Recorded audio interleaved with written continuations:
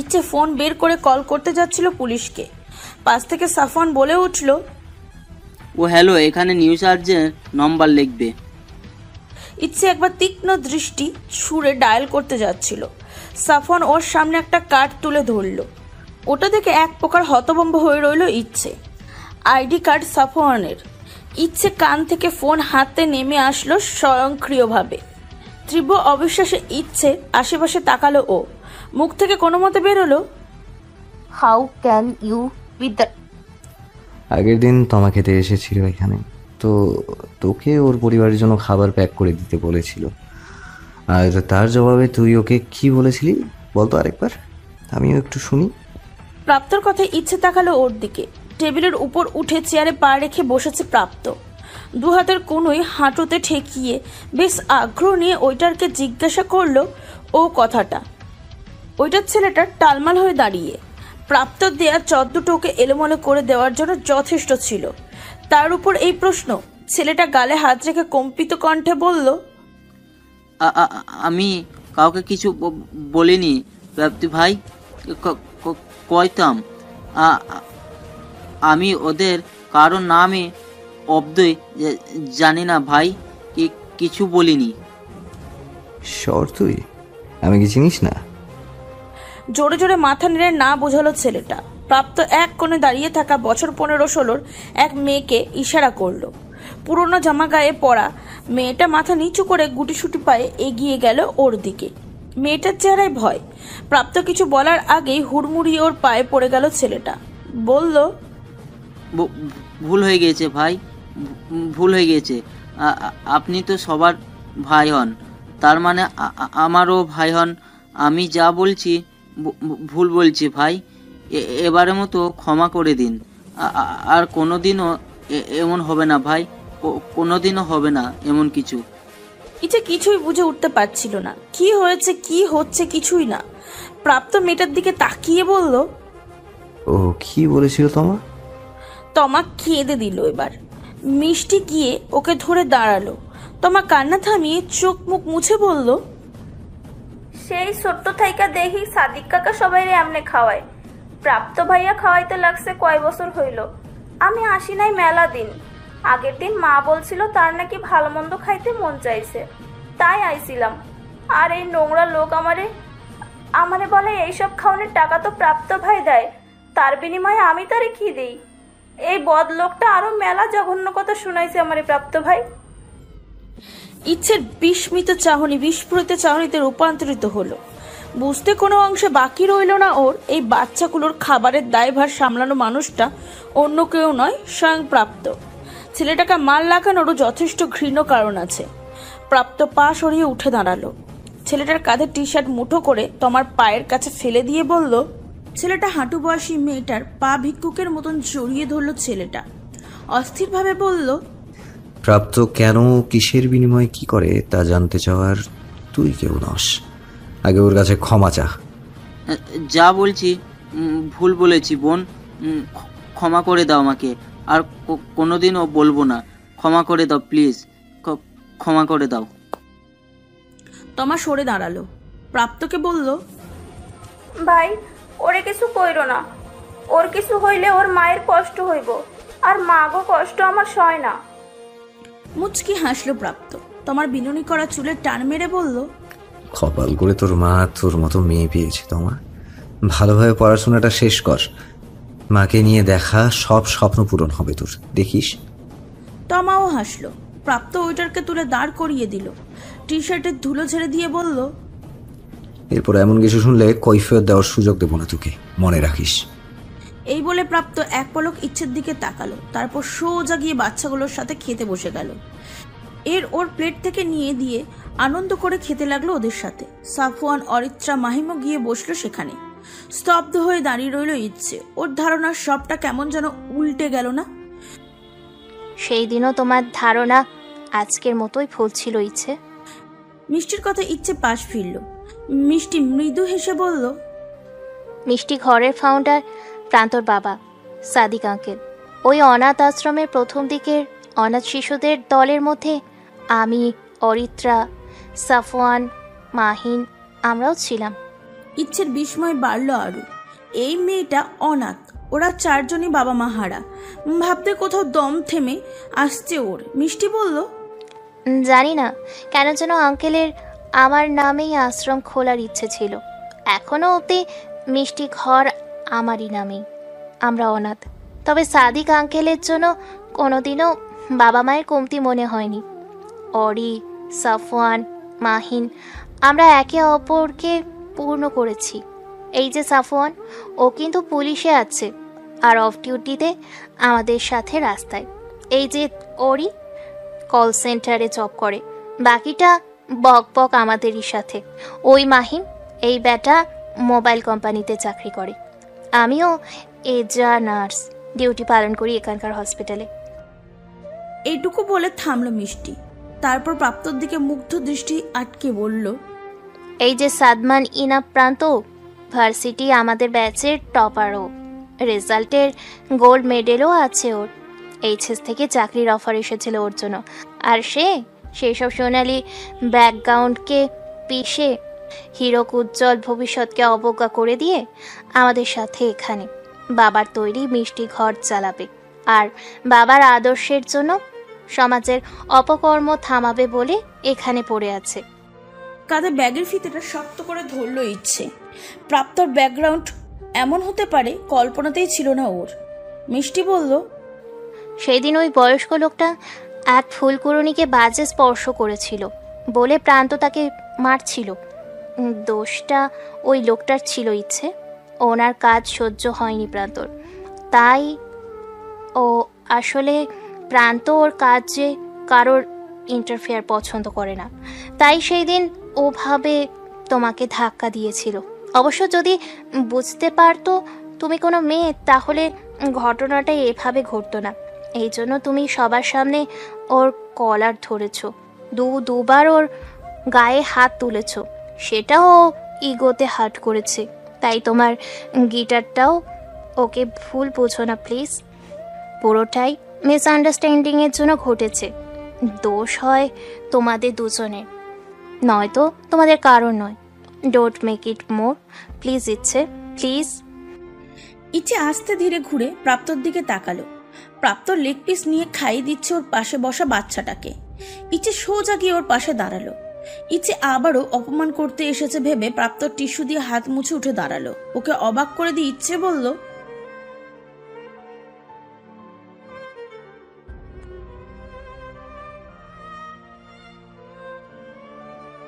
ইচ্ছের স্পষ্ট ভাষায় সবাই তাকিয়ে রইল ওর দিকে। কথা শেষ করে চলে গেল ইচ্ছে। মিষ্টি প্রাপ্তর পাশ থেকে বলল, কারোর আবেগকে আঘাত করতে নেই প্রান্ত। জানি না কেন যেন মনে হচ্ছে তুই ওর সবচেয়ে বড় আবেগে আঘাত করেছিস, আর এর পরিণতিও তোকে একদিন না একদিন ঠিক ফিরিয়ে দেবে তোর সবচেয়ে বড় আবেগে আঘাত করে, দেখিস। দুহাত মুঠো করে শক্ত হয়ে দাঁড়িয়ে রইল প্রাপ্ত। ওর দৃষ্টি ইচ্ছের চলে যাওয়ার দিকে স্থির। ইচ্ছের বলা কথায় বিন্দু মাত্র বিচলিত নয় ওর, বরং অজানা কারণে আটকে আছে প্রাপ্ত। গতদিনের হৃদয়ের অবয়বকে ভাবতে গিয়ে এই মেয়েটার চেহারায় ওর সামনে ভেসেছে। ভাবনাটা সেখানেই। দিনের পর দিন এই ইচ্ছে নামের মেয়েটা ওর জীবনে ঠিক কি হয়ে ছড়াচ্ছে? কাঙ্ক্ষিত প্রতিহিংসা নাকি অকাঙ্ক্ষিত প্রতিচ্ছবি, কোনটা? গ্রামের সবুজ প্রান্তরে সূর্য একেবারে রক্তিম আভা ছড়িয়ে ডুবতে শুরু করেছে। সে সূর্যের অতি নিকটবর্তী হয়ে ঝাঁকের পর ঝাঁক বকের দল উড়ে চলেছে নিজ নিজ নীড়ের পানে। দূর মসজিদ থেকে মাগরিবের আজানের ধ্বনি ভেসে আসছে মিহিভাবে। খৈদের বাড়ির পাশের মসজিদে কোনো মাইক নেই। জমির হুজুর অজুর করে ক্যাবলামুখী হয়ে দাঁড়িয়েছেন খালি গলায় আজান দেবেন বলে। দূর থেকে সাদা জুব্বা পরিহিত রোগা পাতলা লোকটা খোয়ের চোখে পড়ল ঠিকই। গতি বাড়িয়ে দেখে শুনে দৌড়ে এগোতে লাগলো ও বাড়ির দিকে। আজকে যদি আজানের পর বাড়ি ফেরে, মা ওর গর্দানিতে ভুলবে না। পরনে থাকা কাপড়টা উঁচিয়ে ধরে দৌড়ালো আরো চড়ে। বাড়ির সামনে ঢালু বেয়ে উঠতেই কলপারে মায়ের কাশির শব্দ কানে আসলো ওর। খই দাঁড়িয়ে গেল। হরিণীর মতন কান খাড়া করে আরেকবার পরখ করে নিল খই। ঠিক শুনল কিনা ও? আবারও কাশির শব্দ। ভুল শোনেনি ও। মায়ের আজ আবারও কাশি শুরু হয়েছে। খই সর্বোচ্চ দ্রুত গতিতে ছুট লাগালো এবার। বাড়িতে ঢুকে সোজা এলো কলপারে। সায়রার আবারও রক্তবমি হচ্ছে, কাশির সঙ্গে গলগল করে রক্ত বের হচ্ছে মুখ দিয়ে। চাপা রঙের চেহারায় কালশুটে ভাব এসে গেছে ওর কাঁচতে কাঁচতে। চোখ মুখ উল্টে টিউবওয়েলের ধরে কোনো মতে নিজেকে সামলাচ্ছে সাহেরা। পাশে বাটি সহ পান্তা ভাত পড়ে আছে মাটিতে। 10-12টা হাঁস মুরগি তা খুঁটে খাচ্ছে বেশ আনন্দ নিয়ে। খই বেশ বুঝতে পারলো মায়ের অসুখটা আবারও জেগেছে। দৌড়ে গিয়ে মাকে জাপটে জড়িয়ে ধরে বলল, মা, ও মা, কি হয়েছে তোমার মা? হইলটা কি? ও মা, কথা কও না কেন মা? সায়রা টালমাল চোখে মেয়ের দিকে তাকালো। ঠোঁটে এখনো রক্ত লেগে আছে ওর, শরীর ধুকছে, তবু বেশ কড়া কণ্ঠে কথা বলার চেষ্টা করে বলল, এই এই ভর্ষণ দেয় কই গেছিলি তুই মুখপুরি? তুই জানোস না তোর মারে মারনের লইগা তোর বাড়িতে না থাকলেই যথেষ্ট, জানোস না তুই? জোরে জোরে শ্বাস ফেলে বলল সায়রা। খই উত্তর না দিয়ে মাকে টানতে টানতে কলপাত থেকে উঠানে নিয়ে আসলো। রোকেয়ার দিকে এগিয়ে বসিয়ে দিয়ে এক ছুটে গিয়ে মাটির কলসি থেকে পানি নিয়ে এলো গ্লাসে করে। পানি সরিয়ে দিয়ে সায়রা আরেক তোপা কাস্তে কাস্তে বলল, তোর হাতের কিছু খামু না আমি। কই গেছিলি কই তুই? আগে হেইডা ক। তরে আমি কইতেছিলাম গেরস্ত বাড়ির দিকে না যাইতে, কইছিলি তুই? উত্তর দেখো, কই আসিলি? শুকমরার উত্তরের ঘাটে গেছিলাম মা, নাটা আর বেতুর কুড়াইতে। ঢ্যাপও পাইয়াছিলাম। সামনের কদিন তো বাড়ি থাইকা বাইর হমু না, তাই। তুমি এখন পানিটা খাও মা, কষ্ট হইতাছে তোমার, জলদি খাইয়া লও, লক্ষ্মী মা আমার। আবারও পানি এগিয়ে দিল খই। ও জানে ওর জবাব ছাড়া সায়রা থামবে না, তাই আগেই জবাবটা দিল। জবাব শুনে সায়রা মেয়ের আঁচলের গোছায় তাকালো। এক নোটা বেতুর ট্যাপ নেই ওর গোছায়। মিথ্যা বলছে ধরে নিয়ে খইয়ের হাতে থাকা গ্লাস ফেলে দিল রাগে। তারপর অকস্মাৎ ওর বিনুনি করা চুল মুঠো করে ধরলো সায়রা, চেঁচিয়ে বলল, তুই আমারে মিছা কথা কইলি খই? তার মানে তুই সত্যি কাঁচা বাড়ি গেছিলি? কার কার লগে দেখা হইছে তোর? জবাব দেখো, কেডা দেখছে তরে? তুই কার কার লগে কথা কইছস? উত্তর দেখো, ক কইতেছি। ব্যথায় চোখ মুখ খিচে বন্ধ করে নিল খই। মায়ের হাতে হাত রেখে অস্পষ্ট স্বরে সবে আহ বলেছে, তৎক্ষণাৎ ওকে ছেড়ে দিল সায়রা। নিজেই হতভম্ব হয়ে গেছে ও। যে হাতে খইকে রাজকন্যা সাজানোর স্বপ্ন দেখে, সে হাতই খই গায়ে তোলার মতন বড়সড় পাপ আর হয় না। নিষ্পলকভাবে হাতের দিকে তাকিয়ে রইল ও। খই অবুঝের মতন তাকিয়ে রইল মায়ের দিকে। সেকেন্ড 5 পরে আবারও কাশি শুরু হয়ে গেল সায়রার। আর একবার পানি এগিয়ে দিল খই, বলল, মাগো, সব ফল দৌড়াতে গিয়া রাস্তায় পইরা গেছে, পুটিরা সব কুড়াইছে। আমি যাই নাই কাছারি বাড়ির দিকে, আমারে বিশ্বাস করো মা, যাই নাই আমি কাছারি বাড়ি। তুমি তো আছিলা ওইখানে, আমি গেলে তো শুনতাই। সায়রা থামলো, কারণ খই ওর যুক্তিতে ভুল করেনি কোনো। কাশিটা কিছুটা ধীর হচ্ছে, তবে একেবারে কমেনি, রক্তও বেরোচ্ছে কম বেশি। খই কাতরভাবে বলল, ও মা, পানিটা খাও। আর মানা করলো না সায়রা। পানি নিয়ে শেষ করলো কয়েক ঢোকে। কাশিটা নেই, তবে অস্থিরতা কমেনি।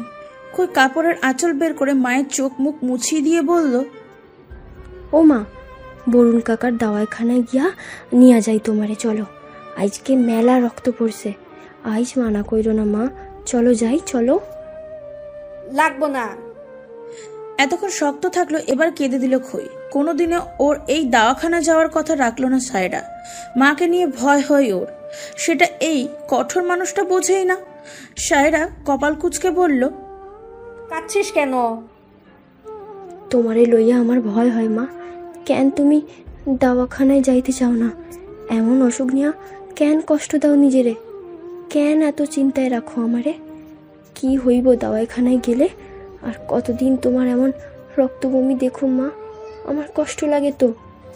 মেয়ের কথা আগ্রহ ভরা তাকালো সায়রা, বলল, আমার কষ্ট হইলে সত্যি তোর কষ্ট হয় খই? তীব্র অভিযোগ নিয়ে মায়ের দিকে তাকিয়ে রইল খই। এই কেমন প্রশ্ন! যে মাকে ঘিরে ওর পৃথিবী, সেই মায়ের কষ্টে ওর কষ্ট হয় কিনা সেটা ওকে বলে দিতে হবে? সায়রা বলল, কিরে কইলি না আমার কষ্টে তোর কষ্ট হয়? আমি মইরা গেলে মাকে জাপটে দড়িয়ে ধরে হু হু করে কেঁদে দিল খই। বলল, এমনি কইও না মা, কইও না। তোমার কিছু হইলে আমি কিনিয়া বাঁচুম। মানুর মা মইরা গেলে পরে ওর বাজান আবার বিয়া কইরা নতুন মা আইনা দিচ্ছে। আমার তো বাজান নাই মা, তুমিই আমার মা, তুমিই আমার বাজান। তোমার কিছু হইলে আমিও মইরা যাবো মা, মইরা যাবো। যামু না তরে সাইরা, আমিও থাকতে পারমু না। কই কোথাও যামু না তরে সাইরা, কোথাও না। খইকে বুকের সাথে মিশিয়ে নিল সায়রা। এই বুকে শূন্যতা ভরে দেবে বলেই উপরওয়ালা ওর কাছে খইকে পাঠিয়েছিল। সব ছেড়ে ছুড়ে কোল জুড়ে খই আর বুক জুড়ে শান্তি নিয়ে, তাই তো এতদিন বেঁচে আছে ও। নইলে অনেক আগে মৃত্যু অবতারিত ছিল ওর। মরণ রোগে স্বামী সংসার হারালেও সৃষ্টিকর্তা ওকে বাঁচার কারণ হারাতে দেয়নি। খইকে দিয়েছে বাঁচার অবলম্বন হিসাবে। কিন্তু এভাবে কতদিন? মরতে তো হবে একদিন না একদিন। খইকে আজীবন নিজের সাথে এভাবে বেঁধে রাখতে পারবে না ও। মৃত্যু ওকে সে সুখ থেকে বঞ্চিত করে দেবে যখন তখন। তখন খইয়ের কি হবে? কে দেখবে ওকে? কে আগলে রাখবে ওকে? হাজারটা চিন্তার ভয়ে আসর হয়ে আসতে লাগলো সাহেরার শরীর। সূর্য ডুব দিল আর আশার আলো খুঁজতে থাকা কাকপক্ষীদের রেখে গেল কোনো এক অন্ধকারের অতলে। মাকে ডাক লাগাতে লাগাতে বাসায় ঢুকলো রাকিন। ইনশিয়া থেকে সবে বাসায় ফিরল। তবে প্রতিদিনের মতন ক্লান্ত দেহে নিয়ে নয়। আজকে ওর চেহারাটায় আলাদাই এক ঝলকানি, আলাদাই এক উদ্দীপনা। মিসেস মাহমুদ রান্নাঘরে ছিলেন। ছেলের ডাক শুনে বেরিয়ে এলেন। আঁচলে হাত মুছতে মুছতে বললেন, কি হয়েছে রাকিন, এভাবে ডাকছিস যে? সব ঠিক আছে তো ইনিশায়? রাকিন হেসে এগোলো, মাকে জড়িয়ে ধরে রাখলো খানিকক্ষণ। হেলিয়ে দুলিয়ে বলল, সব ঠিক আছে মা, ইনফ্যাক্ট বেশি ঠিক আছে। জানো মা, আজ আমি অনেক খুশি, অনেক। হঠাৎ এত খুশির কারণ জানতে পারি? বাবার আমোয়াজে মাকে ছেড়ে ঘুরে দাঁড়ালো রাকিন। সিঁড়ির সামনেই রাজীব মাহমুদ দাঁড়িয়ে এক ছুটে বাবাকে জড়িয়ে ধরল গিয়ে। আনন্দ অশ্রু চোখে নিয়ে বলল, ইউ আর দ্য বেস্ট। আমায় বেস্ট বলছো যে? আমি যতদূর জানি তুমি তো ইচ্ছের সাথে দেখা করতে গিয়েছিলে। খুশির কোনো সংবাদ থাকলে সেটার কারণ ওই হওয়ার কথা, রাইট? রাকিন হাসল। মিসেস মাহমুদ অধৈর্যের মতন করে বললেন, তোমরা বাবা ছেলে কি বলছো, কি বুঝছো? আমাকেও একটু বলবে আর বুঝাবে প্লিজ। আমার মাথা ঘুরছে তোমাদের কথা শুনে। কি ঘটেছে রাকিন? আর তুই ইচ্ছের সাথে দেখা করে এলি, ওকে নিয়ে এলি না? বলেও তো যাসনি যে ওর জন্য ক্ষীর বানিয়ে দেব। হ্যাঁ গো, তুমি যখন জানতে ছেলের ইচ্ছের ওখানে গেছে আমাকে বলতে পারতে একবার। পারো তোমরা বাপ ছেলেতে। রাকিন এগিয়ে গিয়ে মায়ের গলা জড়িয়ে ধরল আবারও। তার গোমড়া মুখ দেখে কাঁদো কাঁদো গলায় বলল, মা, বাবা না হয় জানে কি ঘটেছে আজ, কিন্তু তুমি তো জানো না। ছেলের জীবনের এত বড় সুখটা শোনার আগ্রহ না দেখে ইচ্ছেকে নিয়ে পড়ে আছো তুমি। This is not fair. হয়েছে হয়েছে, অনেক এদিক ওদিক বলেছিস। এবার বল তো বাবা, এত খুশি কেন তুই ইচ্ছের জন্য? রাকিন সামনে এসে মায়ের হাত মুঠো করে নিল, বলল, ইচ্ছের ফেরা নিয়ে আমি যথেষ্ট খুশি মা। তবে খুশির আরেকটা কারণ আছে, বলতে পারো সেটাই প্রধান কারণ। আমার আরআইডির প্রজেক্টটা গভর্নমেন্ট পাশ করে দিয়েছে মা। আজ সন্ধ্যায় কল করেছিল ওরা, ওখান থেকে সবটা কনফার্ম করে পাশে ফিরছি। মিসেস মাহমুদ বুঝে উঠলেন না বিষয়টা, বললেন, আইডি মানে? ইনিশার প্রজেক্টে গভর্নমেন্টের পাশ লাগে বুঝি? আগে কখনো শুনিনি তো। রাকিন আবারও হেসে মাকে এনে সোফায় বসিয়ে দিল। মায়ের সামনে হাঁটু গেড়ে বসে বলল, রুরাল ইনফ্রাস্ট্রাকচার ডেভেলপমেন্ট প্রজেক্ট মা, গ্রামীণ অবকাঠামো উন্নয়নের উদ্দেশ্যে নেওয়া একটা ছোট্ট পদক্ষেপ। এটা বেসরকারিভাবে করা যেত না, তাই তো এতদিন সরকারি পাসের জন্য ওয়েট করছিলাম। কিঞ্চিত অবাক হয়ে তাকিয়ে রইল মিসেস মাহমুদ। ইনশিয়ার বাইরেও রাকিন কিছু ভেবে রেখেছিল, এটা ধারণাই ছিল না তার। রাজীব মাহমুদ এসে সোফায় বসলেন। রাকিন বাবার দিকে তাকিয়ে বলল, এত তাড়াতাড়ি তোমার অনুমতি পাবো ভাবিনি বাবা। রাজীব মাহমুদ ফাইল থেকে চোখ তুলে ছেলের দিকে তাকালেন, মৃদু হেসে বললেন, তুমি যথেষ্ট বড় হয়েছো রাকিন। বাবা পরে, আগে একজন গাইডলাইন আর বন্ধু হতে চেয়েছি তোমার। আমার সব কাজের উদ্দেশ্যে এটাই। নিজের স্বপ্ন ছুঁয়ে দেখো রাকিন, ইটস মাই টাইম। আরেকবার বাবাকে জড়িয়ে মন প্রাণ ঠান্ডা করে নিল রাকিন। তারপর চলে এলো নিজের ঘরে। বিছানায় ডিলের ফাইল রেখে মুচকি হাসলো। কিছু একটা ভেবে আলমারির একদম নিচের ডয়ার থেকে কিছু একটা বের করলো ও। মোম রঙে আঁকা ছবিটা দেখেই মিয়ে গেল ওর হাসি। মেঝেতে বসে ছবিটার দিকে তাকিয়ে রইল রাকিন। গ্রামের চিত্রপট আঁকা ছবিটা দেখতে দেখতে ধরা গলায় বলল, জানিস, ইচ্ছে ফিরে এসেছে। তোর স্বপ্ন পূর্ণ হতে চলেছে। এখন আমার চারপাশে শুধু তোর অভাব। খেয়া এতগুলো বছর হলো এই অভাব সইতে সইতে আমি ক্লান্ত রে, দম বন্ধ লাগছে। কোথায় হারিয়ে গেলি তুই বলতো? কোথায় হারিয়ে গেলি? এত অভিমান তোর, ছোট্ট একটা ঘটনা এভাবে সবাইকে ছেড়ে তুই চলে গেলি। আর আসবি না গিয়া? সবাইকে তাহলে সত্যি বলে, তুই সত্যি আর ফিরবি না আমাদের কাছে, আমার কাছে? এভাবে আজীবন তো স্মৃতি বইতে হবে আমাকে। কি করে বোঝাই তোকে বল, যে যাই কিছু বলুক না কেন আমার অনেকটা জুড়ে এখনো তুই। তোকে হারিয়ে এখন অনুভব হয় তোর স্মৃতি না, তোকে আগলে আমি বাঁচতে চাই। শুধু তোকে আগলে বাঁচতে চাই খেয়া, শুধুই তোকে। ডাইনিং টেবিলের সামনে এক চেয়ারে বসে আর এক চেয়ারে দুপা তুলে বসে আছে প্রাপ্ত। টেবিলের ডান হাতের কোনোই ঠেকিয়ে এক ধানের দরজার কাছে থাকা ফুলদানিটির দিকে তাকিয়ে আছে ও। মোটামুটি রাগী দৃষ্টিতে ভস্ম করে দিচ্ছে ওই কৃত্রিম ফুলগুলোকে যেন। হাত জ্বলছে প্রাপ্তর। ডান হাতে দুই জায়গায় কেটে গেছে, বা হাতের কবজির দিকে ছ্যাঁকা লেগে কালচে দাগ পড়ে গেছে একদম। রান্নাঘরে গিয়ে এই প্রথমবার এভাবে লেগেছে ওর। অন্যমনস্ক থাকার জন্য টেবিলে রাখা কয়েক পদের রান্না ও নিজে হাতে করা, সাজিয়েছে ও নিজেই। মা মারা যাবার পর রান্নাটা সাদিক সাহেবই সামলাচ্ছেন, তবে প্রাপ্ত নিজেও শিখে গেছে বাবার দেখা দেখি। পিয়ালি এসবে ছিল না কোনোদিনই, থাকতে দেয়নি প্রাপ্ত। সাদিক সাহেবের ঘোর বারণ, তার অনুপস্থিতিতে তাই রান্নাঘরে প্রাপ্তই ঢুকেছিল। কিন্তু মনের মাঝে চলা অস্থিরতার জন্য নিজের শরীরের ক্ষত বসিয়ে নিয়েছে। পিয়ালি পড়া শেষ করে এসে চেয়ারে বসে গেল। উবুর করে রাখা প্লেটে সোজা করতে করতে বলল, কি রান্না করছিস ভাইয়া? খুব খিদে পেয়েছে রে। পাবদা মাছ, গোস, শাক, টমেটোর চাটনিও আছে দেখ। প্রাপ্ত শান্ত স্বরে বলল। পিয়ালি ভাত বাড়তে গিয়ে ভাইয়ের দিকে তাকালো। প্লেট না উল্টে ওভাবে বসে আছে সে। মাথা নেড়ে একটা হতাশার শ্বাস ফেলে পিয়ালি নিজেই প্রাপ্তের সামনে প্লেটটা সোজা করে দিল। ভাত বেড়ে দিতে দিতে বলল, কেন তুই বলতো ভাইয়া, এমন বাচ্চাদের মতো কেন করিস বলতো? বাবা বাসায় না থাকতে প্রতিবার এরকম সেন্টি খেয়ে বসে থাকিস। তোর জন্য বাবা কোথাও যেতে চায় না। এমন করলে চলে? বড় হচ্ছিস না তুই? প্রাপ্তর দৃষ্টি নিমিয়ে এলো। এক পলক বোনের দিকে তাকিয়ে পর পর এদিক ওদিক চোখ সরিয়ে নিজের বেখেয়ালিপনা এই অভূতপূর্ব নজিরকে অনুভব করতে লাগলো ও। পিয়ালি যা বলল এমনটাই তো হওয়ার কথা, কিন্তু তা তো নয়। আজ ওর অন্যমনস্ক থাকার কারণ ওর বাবার অনুপস্থিতি নয়, এর কারণ ওর কল্পনা কন্যা নয়। সে জায়গাটা অনাকাঙ্ক্ষিকভাবে অন্য কেউ নিজের করে নিয়েছে। ওর অগোচরে ওর ভাবনায় অন্য কিছুই জুড়ে বসেছে আজ। রেস্টুরেন্ট থেকে ফেরার পর এক মুহূর্তের জন্য ইচ্ছের নামকে মাথা থেকে সরাতে পারেনি ও। একটা গিটারের জন্য মেয়েটা কেন এতটা হাইপার, এই একটা প্রশ্নই ওকে পাগল করে রেখেছে এখনো অবধি। প্রাপ্ত এত বেশি মত্ত হয়ে এই একটা কথাই ভাবছিল যে হাতের আঘাতের কথা ভুলেই গেছে ও। পিয়ালি বলল, নিজেই খাবি নাকি খাইয়ে দেবো? টেবিলের উপর থেকে হাত নামিয়ে নিল প্রাপ্ত। কপাল ভালো এইটাই পিয়ালির চোখে পড়েনি। নিজের হাতে খেতে তো পারবে না, রুমে গিয়ে অয়েনমেন্ট লাগিয়ে নেবে না হয়।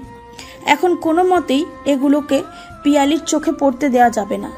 পিয়ালির দিকে ঠিকঠাক মতন ঘুরে বসে বলল, দে খাইয়ে দে। কথা না বাড়িয়ে ওকে খাওয়াতে লাগলো পিয়ালি। নিজে হাতে খাবার কমই খায় প্রাপ্ত। সাদিক সাহেব বাসায় থাকলে দুজনকেই খাই দেন, আর তার অনুপস্থিতিতে পিয়ালি বাধ্য হয় প্রাপ্তকে খাই দিতে। দুবার ভাইয়ের মুখে খাবার তুলে দিয়ে বলল, আর কতদিন এভাবে বাবা আর বোনকে চালিয়ে মারবি বলতো? এক্সকিউজ মি, জ্বালাই মানে? তো তোর মনে হয় তুই জ্বালাস না? পিয়ালি খাবার এগিয়ে দিচ্ছিল প্রাপ্তর মুখের দিকে। ওর হাত ধরে ওর মুখের দিকে ঠেলে দিয়ে বলল, নিজেও খা আর আমাকেও অপবাদ দেয়া বন্ধ কর। খাবার মুখে নিল পিয়ালি, কিন্তু বিরক্ত ভার কমার বদলে বেড়ে গেছে ওর। প্রাপ্ত বলল, এত ভালো রান্না করি, এই তোর হাতে খেতে হচ্ছে বলে কোনো স্বাদ নেই খাবারে। তো খাচ্ছিস কেন? তো তোর কি মনে হয় আমি কষ্ট করে রান্না করবো আর তুই বসে বসে খাবি? তা তো হচ্ছে না। তোকে খাটানোর জন্য এইভাবে খাইয়ে দিতে বলি, নইলে তোর হাতে খেতে গেলে মনে হয় আমার স্বাদ গ্রন্থি অক্কা পেয়েছে।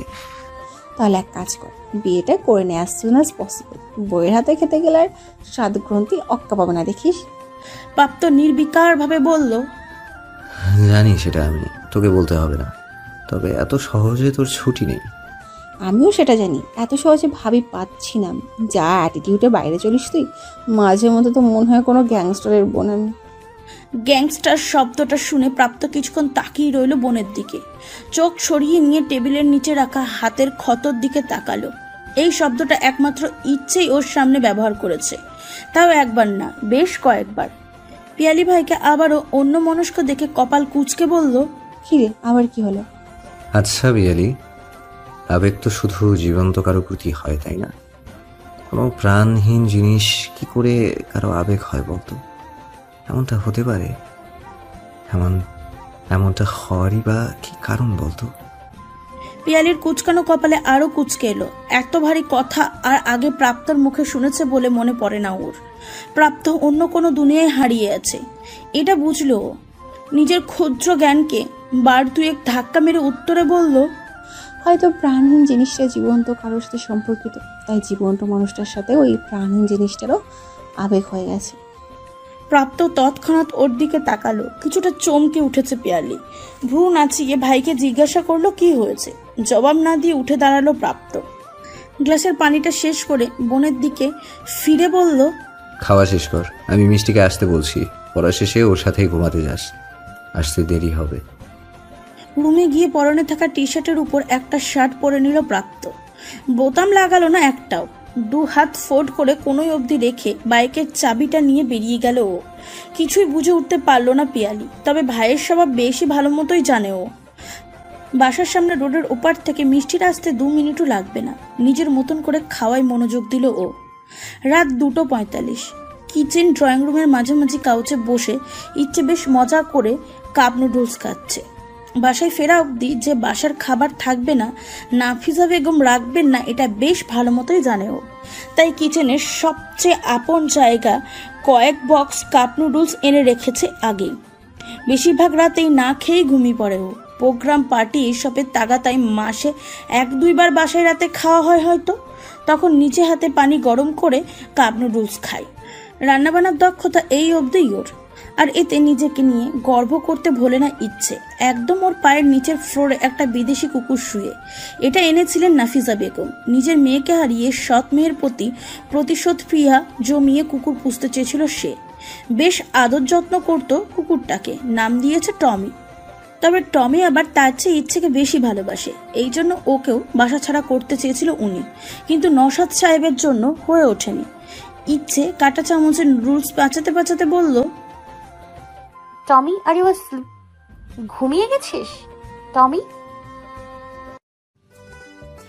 টমি চোখ মিলে উঠে দাঁড়ালো। সাদা ধপধপে লোমর শরীরটা ঝাড়া মেরে ইচ্ছের দিকে তাকিয়ে লেজ নাড়তে থাকলো। ইচ্ছে মুচকে হাসলো, তারপর নিচে নেমে হাঁটু গেড়ে বসে গেল। টমি ইচ্ছের পায়ে গা ঘষতে শুরু করে দিয়েছে। ইচ্ছে ওর গায়ে হাত বুলিয়ে দিয়ে বলল, এসএম তোকেও হেঁটে দেয়নি? টমি হেঁটে ওর খাবার পাত্র দেখালো। ওতে এখনো খাবার রয়ে গেছে। ইচ্ছে বুঝলো আজকে নওশাদ সাহেব হয়তো খাওয়াইছে টমিকে। টমি আবারও এসে গা ঘেঁষলো ইচ্ছের সাথে। ইচ্ছে বলল, তাহলে জেগে আছিস কেন? ঘুম আসেনি সোফায়? এখানেই বা চলে আসলি কেন আমাকে নামতে দেখে? ইচ্ছের বা পায়ে থাকা কালো সুতোটা কামড়াতে লাগলো টমি, যেন বোঝাতে চাইছে ফর্সা পায়ে কালো রংটা একটু বেশিই নজর করা। সিঁড়ি দিয়ে নামার সময় ওই পা চোখে পড়তেই চলে এসেছে ও। ইচ্ছে হেসে দিয়ে ওকে কোলে তুলে নিল ওকে। তারপর পা বাড়ালো রুমের দিকে। রুমে এসে টমিকে ছেড়ে হেডফোন, গিটার, একটা ছোট্ট নোটপ্যাড আর পেন্সিল হাতে নিল। তারপর সোজা গিয়ে রাখলো বারান্দায় রাখা বিন ব্যাগের সামনে। টমি মেঝে শুকে শুকে এদিক ওদিক হাঁটছে। ইচ্ছে আগে গিয়ে দেয়ালে আটকানো সেই গিটার ভাঙা টুকরোতে লেখা মা শব্দটাই চুমু দিল। আলতোভাবে ছুঁয়ে দিয়ে বলল, লাভ ইউ মা। দুবার জোরে ডেকে উঠল টমি। ইচ্ছে ওর দিকে ফিরল। এভাবে ডাকার মানে কারোর উপস্থিতি অনুভব করছে টমি, কিন্তু এখানে কারোর থাকা সম্ভব নেই। ইচ্ছে এগিয়ে গিয়ে বলল, don't make noise Tommy. SM শুনলে সমস্যা হবে, বাবার ঘুমেও ডিস্টার্ব হবে। সো কিপ কাম, ওকে?